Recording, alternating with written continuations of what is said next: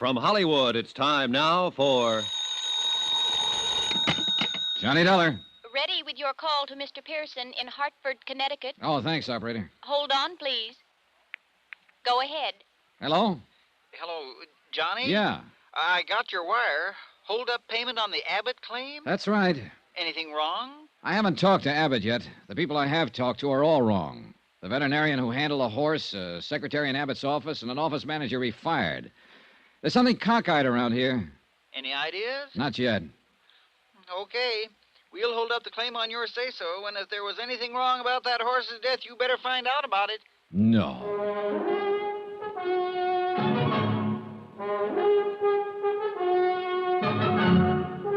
Tonight and every weekday night, Bob Bailey in the transcribed adventures of the man with the action-packed expense account, America's fabulous freelance insurance investigator. Yours truly, Johnny Dollar.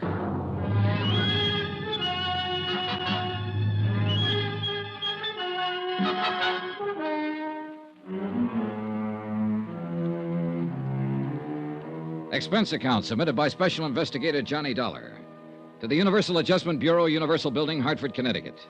The following is an accounting of expenditures during my investigation of the Duke Red matter in San Pietro, California.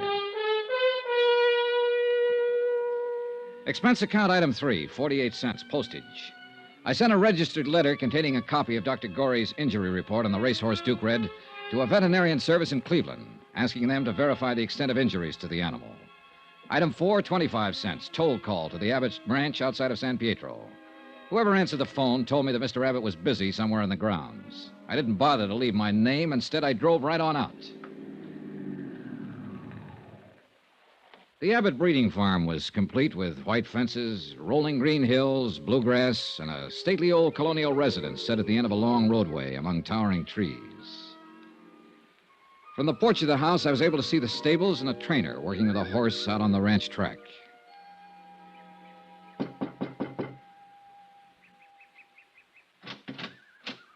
Yes, sir.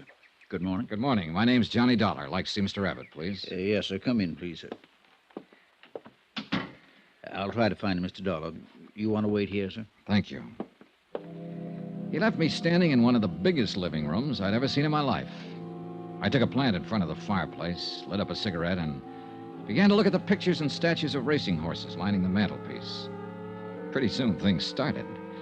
A blonde girl in a yellow suit walked in, having an argument with a gray-haired man in jotters. They didn't see me as they entered, or they just didn't pay any attention to me.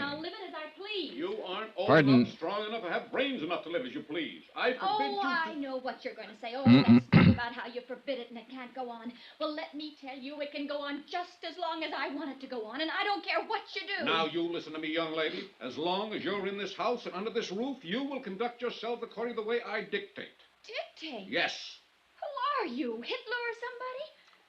Don't whatever you do interfere with me again. Ever. Terry. I'm sick of it. Do you hear me? Sick of it. That was as much as I heard. But then it didn't last long. I saw them go out and walk around the garden once, shake fists at each other, finally part.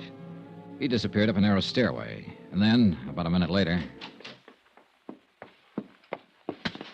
Wait a minute. Hello. Hello. How long have you been here? Too long. Oh. Why didn't you speak up? Well, I cleared my throat a couple of times, but no good. Then I tried to look like I didn't hear anything. Nothing seemed to work. If it helps any, I'll keep it all under my hat. I won't tell a soul. He doesn't like the company I keep. What do you think of that? I don't know anything about it. Give me a general viewpoint at least. Well, I've run into a lot of parents who don't approve of the kind of company their sons or daughters keep. In my court of human relations, parents don't always know what kind of company their daughters and sons need. When those daughters and sons reach the age when they need company. Good. You're on my side. I didn't finish. On the other hand, daughters and sons have the same problem. They don't seem to know either. You're a coward. Who are you? Johnny Dollar, I'm here to see Mr. Abbott about insurance. Was that Mr. Abbott? Yes. You're not an insurance salesman. You're here about Duke Red, about what happened to him, aren't you? That's right. I'm Terry Abbott. Glad to know you. How much money did Daddy have Red insured for? $65,000. $65,000. I don't suppose you have a cigarette. Sure.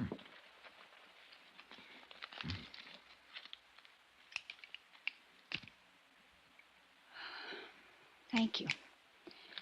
Has the claim been paid yet? No, not yet. If Red had made the tracks this year, he would have doubled that. Tripled it, probably. There's not enough money in the world to replace that horse. He was a great running horse. I've heard that before. Dr. Gorey mentioned it. Look, I'm sorry all this happened. Dad shouldn't have shot Red. We understand he was injured beyond hope. That's a lie. That's a what? Dad shouldn't have shot him. He just shouldn't have done it. Red was the only horse in the whole stable's worth anything. The only thing around here worth anything. Wasn't the horse injured? Injured? Oh, that's what you'll hear. They'll all tell you that. But I can tell you something else. Terry, what are you talking about anyhow? He's an insurance man, Dad, and I can tell him the whole thing, and I will. Go to your room, Terry. It was a terrible thing to do, shooting Red. It was just like murder, and you know Be it. quiet and go to your room. It was murder. Murder. Murder. Stop it! Now go to your room.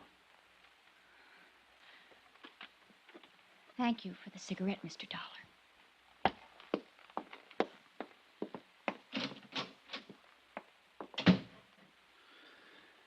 Oh, she's been terrible about all this. Very upset. Any time I've had to destroy an animal around here, she gets like that. Been that way ever since she was a little girl. I see. I knew I'd have to put up with her acting like this, but I'm reluctant to apologize to you for her actions or for mine. Jim Gorey told me you were in to see him yesterday afternoon. I wish Dr. Gorey hadn't told you that. I intended to tell you myself, Mr. Abbott. If I've offended you, I'm sorry for it. Makes me look I'm doing something shady.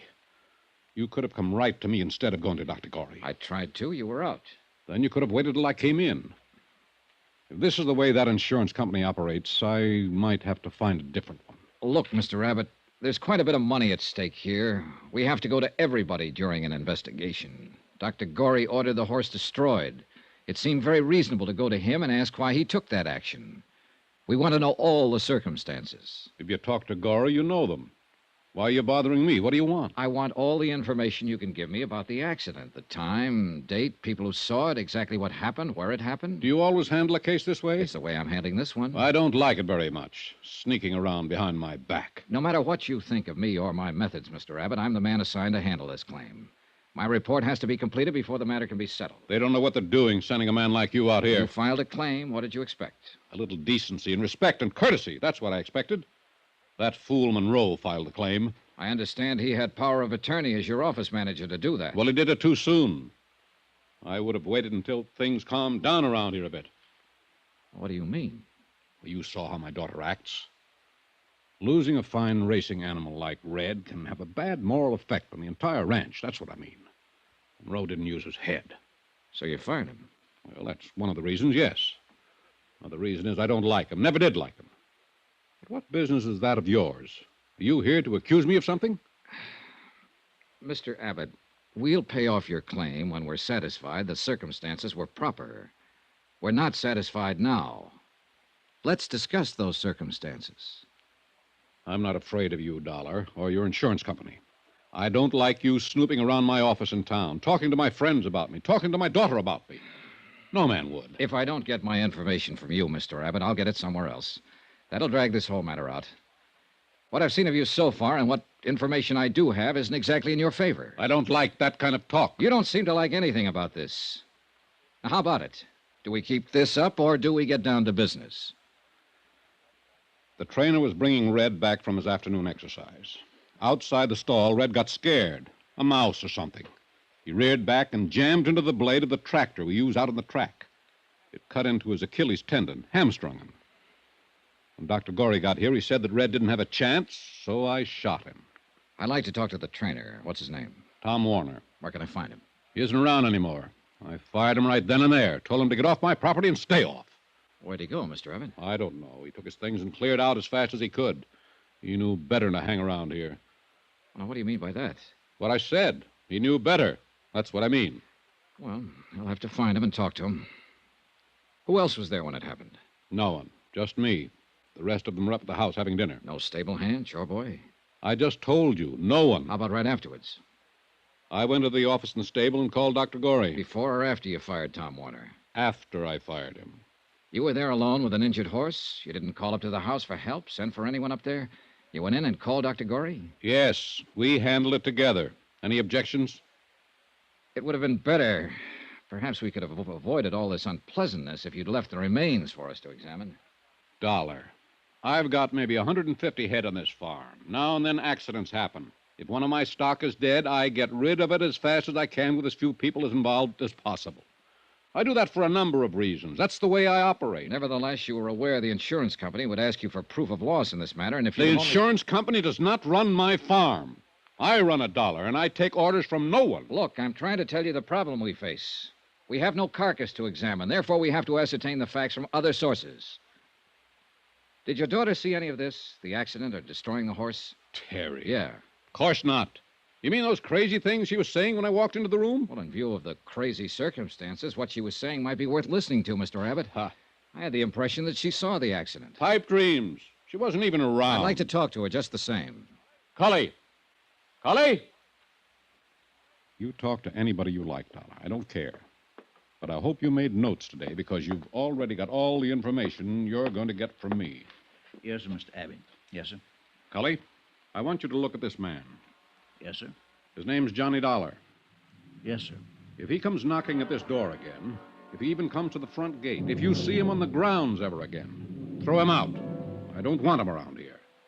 Yes, sir, Mr. Abbott. And right now, Cully, you can just show him out. You're being foolish about this, Mr. Abbott. Show him out, Cully.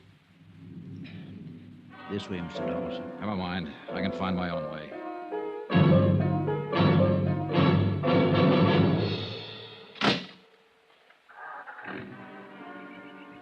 Mr. Dollar, sir. Mr. Dollar. Huh? Just a minute, sir, if you please, sir. Sorry about that in there, sir. I don't believe Mr. Abbott really meant it. Sounded that way to me, Cully. I know how it sounds. He's just, well, not himself.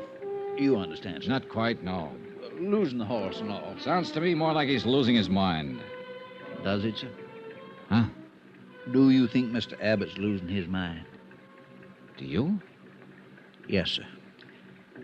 Yes, sir, sometimes I do.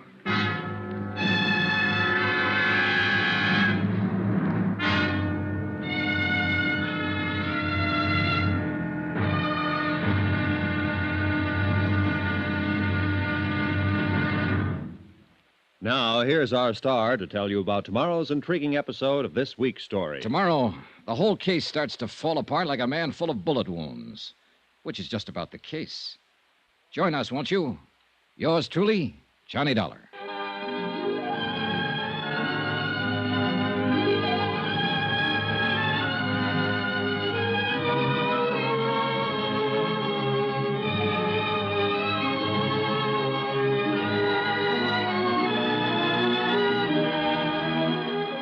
Yours truly, Johnny Dollar, starring Bob Bailey, is transcribed in Hollywood. Written by John Dawson, it is produced and directed by Jack Johnstone. Be sure to join us tomorrow night, same time and station, for the next exciting episode of Yours truly, Johnny Dollar. Roy Rowan speaking.